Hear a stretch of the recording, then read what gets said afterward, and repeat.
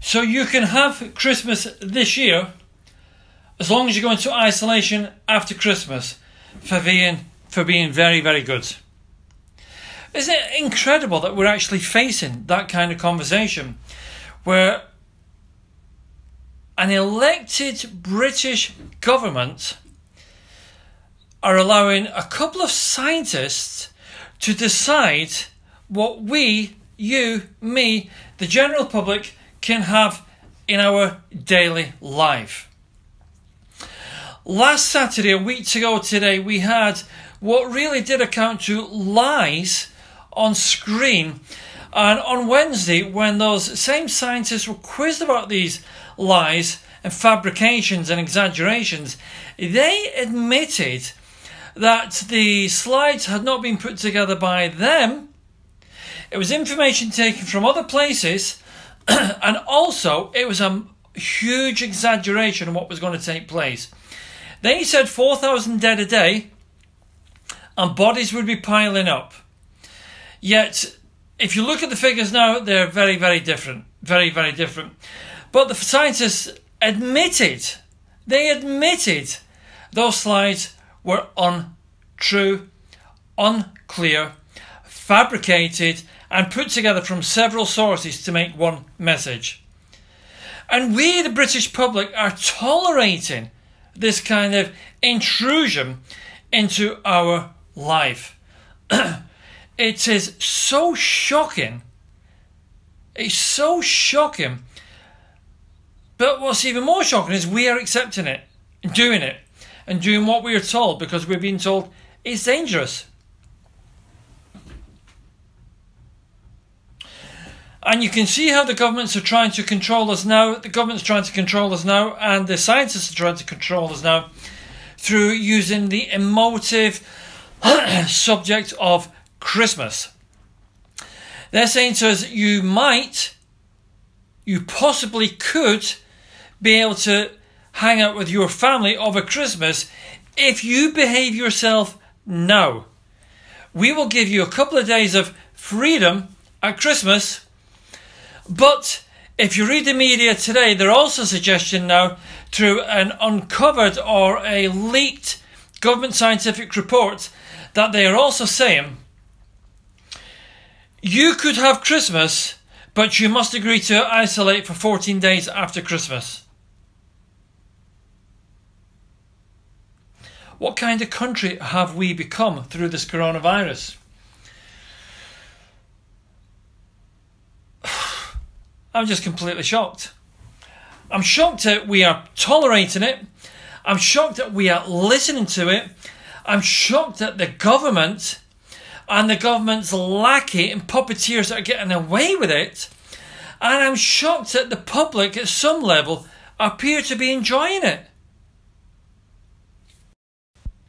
It's hard to know what to say or what to think. It's just so hard to know what to say or what to think. It is so shocking. So guys, the question we have to ask ourselves is, how much are we going to tolerate this? We've been through our little town today, and of course, surprisingly actually, there's quite a lot of businesses open. A lot of business people have been smart. They've stocked food and become a reseller of food and so on. But believe me, the government will be looking for people like that so they can find it, so they can get some of the money back that Matt Hancock wasted on £12.5 billion of ours and your taxpayer money. Fining seems to be the new income for the government. But it's interesting how many shops were open, how kind of gently thriving it was, but nowhere near as busy as it usually is, but nothing like lockdown number one. But maybe they're trying to normalise lockdown. Maybe they're allowing enough to be open.